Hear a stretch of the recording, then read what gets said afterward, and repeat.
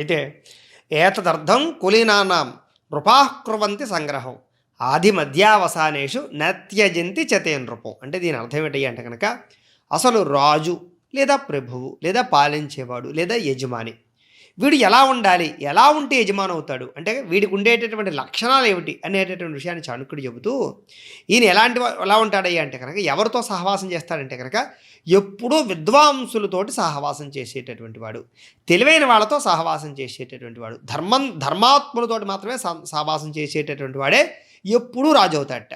అంటే మనలో ఒక టాలెంట్ లేదా ఒక ప్రభు లక్షణాలు కానీ లేదా ఒక నాయకత్వ లక్షణాలు కానీ లీడర్షిప్ లక్షణాలు కానీ కావాలంటే కనుక ఎలా ఉండాలి అనే విషయాన్ని చాణక్యుడు చెబుతూ ఎప్పుడూ తెలివైన వాళ్ళతో సహవాసం చేయాలట. అంటే బాగా సమర్థులయ్యండి, తెలివితేటలు ఉండి మంచి చాతుర్యం ఉన్న వాళ్ళతో ఎప్పుడూ కూడా ఉండాలి, వాళ్ళతోటే తిరగాలి, వాళ్ళతోటే మాట్లాడుతూ ఉండాలి.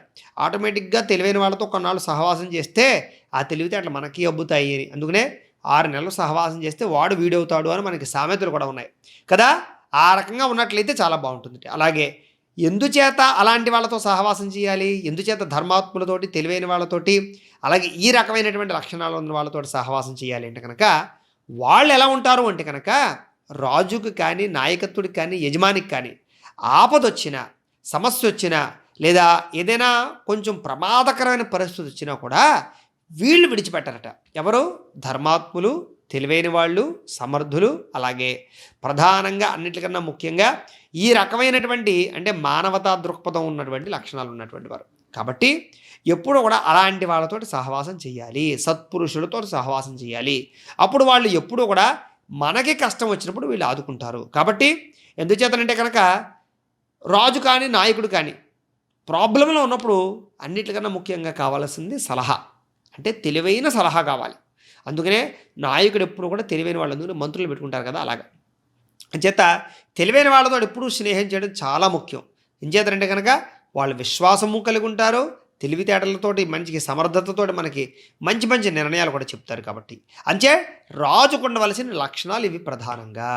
అలాగే ప్రళయే భిన్న మర్యాద భవంతి కిల సాగరా, సాగరా భేదమిచ్చంతి ఫలయేపిన సాధవ.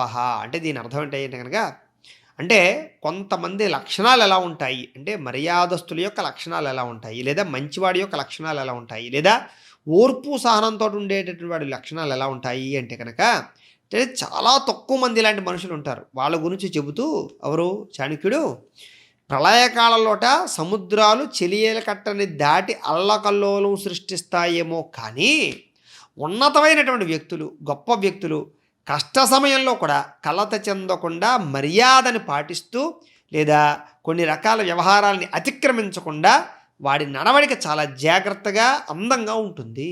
అంటే ఎంత గొప్ప విషయం చూడండి. దీన్ని మనం చాలా జాగ్రత్తగా అర్థం చేసుకోవాలి. ఎందుచేతంటే కనుక చాణక్యుడు చెప్పేటటువంటి ప్రతి విషయం చాలా గుప్తంగా చాలా అద్భుతమైనటువంటి విషయాన్ని చెప్తాడు. అంటే ఉన్నతమైన వ్యక్తి ఎలా ఉండాలి, మనం అందరం కూడా ఉన్నతంగా ఉండాలని అనుకోవాలి. ఉన్నతమైన వ్యక్తుల పుస్తకాలు ఎందుకు చదువుతున్నాం, గొప్ప వాళ్ళ గురించి చరిత్రలు ఎందుకు చదువుతున్నాం, లేదా ఎందుకు తెలుసుకోవాలని ప్రయత్నం చేస్తున్నాం అంటే మనం వాళ్ళకలా ఉండాలనే కదా. అందుచేత ప్రతి మనిషి సత్పురుషుడిగా ఉండాలి.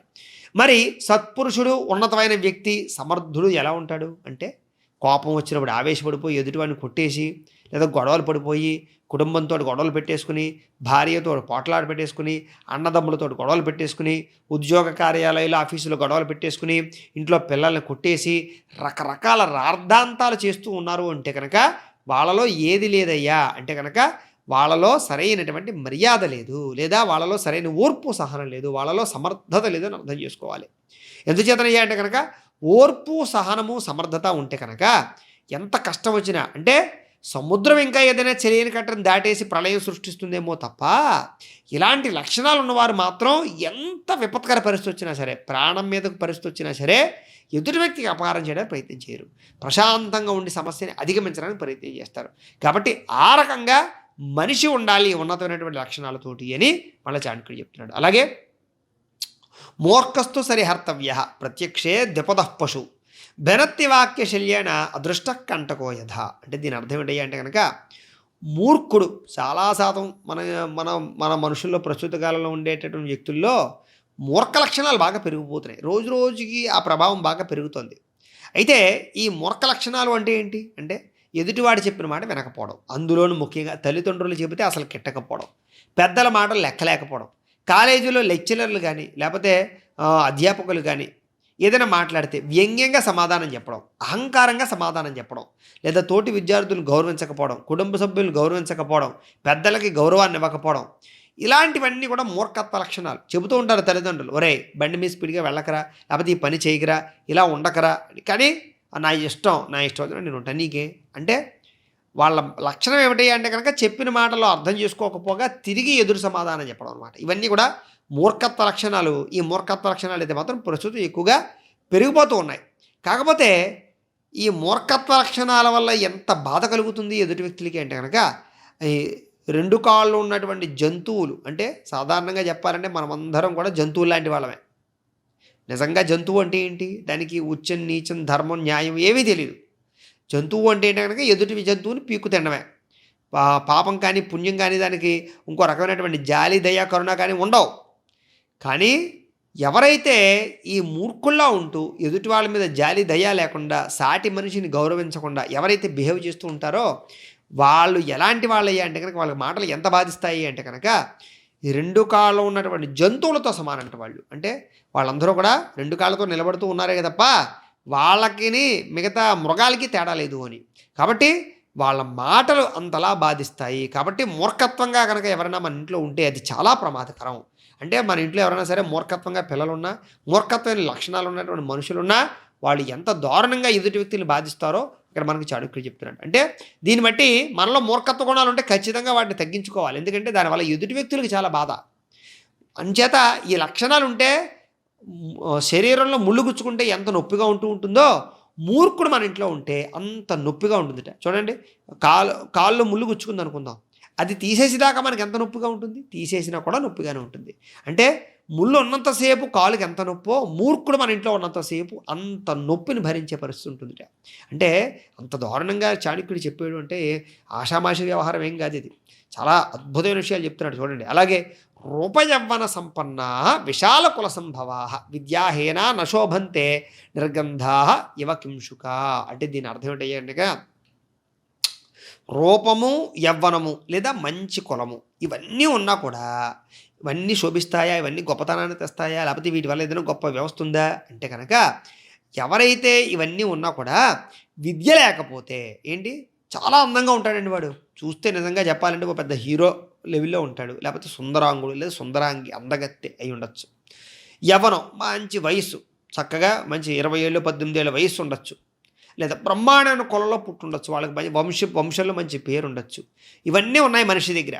ఇవన్నీ ఉండి చదువు లేదు వాడి దగ్గర, కనీసం వాడి సంతకం కూడా వాడు పెట్టలేడు, ఏదైనా పేపర్ ఇస్తే చదవలేడు, లేదా ఒక కట్టించి లెక్కట్రా అంటే లెక్క పెట్టలేడు డబ్బుల్ని. ఇంకా వాడికి ఏంటి ప్రయోజనం, వాడి బతుకు వల్ల ప్రయోజనం ఏంటి, వాడికి ఉన్న అందం వల్ల ప్రయోజనం ఏంటి, వాడికి ఉన్న వయసు వల్ల ప్రయోజనం ఏంటి, పెద్ద కులంలో పెట్టి ఏంటి ప్రయోజనం అంటే ఇక్కడ అందం ముఖ్యమా, యవ్వనం ముఖ్యమా, లేకపోతే కులం ముఖ్యమా అంటే ఇవన్నీ లేకపోయినా నష్టమేమీ లేదుట. కానీ చదువు చాలా ముఖ్యం. అన్నిటికన్నా ముఖ్యమైనటువంటిది ఏమిటి అంటే కనుక ఈ ప్రపంచంలో విద్యయా లభతే జ్ఞానం, విద్యయా లభతే సుఖం, విద్యయా లభతే మోక్షం. అన్నీ ఇచ్చేటటువంటిది విద్య మాత్రమే. అంచేత విద్య బాగా ఉన్నటువంటి వాడే ఎప్పుడూ కూడా గొప్ప స్థాయిలోకి వెళ్తాడు, అందరూ గౌరవిస్తారు, అందరూ ఆదరిస్తారు. విద్యకు ఉండేటటువంటి ఆదరణ ఈ ప్రపంచంలో దేనికి లేదు. ఎంతటి అందగాడైనా సరే విద్య ఉన్నవాడిని వరిస్తారు. ఇప్పుడు బాగా అందంగా ఉన్న అమ్మాయి బాగా చదువుకుని పెద్ద పొజిషన్లో ఉన్నాడు, వాడిని పెళ్లి చేసుకుంటుందా లేదా అంటే విద్య ఉంటే అందరినీ దగ్గరికి వస్తుంది. విద్య ఉంటే మంచి వంశంలో పుట్టినటువంటి వాళ్ళతో సంబంధాలు వస్తాయి మీ దగ్గరికి. విద్య ఉంటే ఆటోమేటిక్గానే అన్ని రకాల సౌఖ్యాలు సుఖాలు భోగాలు అనుభవించవచ్చు. విద్యతోటి విపరీతమైనటువంటి గౌరవం ఉంటుంది. కాబట్టి అన్నిట్లకన్నా ముఖ్యం అంటే రూపణం కన్నా, యవ్వనం కన్నా, మంచి కులంలో పుట్టడం కన్నా, వీటన్నిటికన్నా ప్రధానమైనటువంటిది ఏమిటి గొప్పది అంటే విద్యయే గొప్పదని చెప్పేసి ఇక్కడ ఖచ్చితంగా స్పష్టంగా మనకి చాణక్యుడు చెప్తున్నాడు. చూడండి ఎంత అద్భుతమైనటువంటి విషయాలు చెప్పాడు. ఇంకా ఇలాంటి అద్భుతమైన విషయాలు చెప్పాడు. అవన్నీ కూడా మనం తదుపరి వీడియోలో తెలుసుకునే ప్రయత్నాన్ని చేద్దాం. గోబ్రాహ్మణేభ్యః శుభమస్తు నిత్యం, లోకాః సమస్తాః సుఖినో భవంతు. స్వస్తి.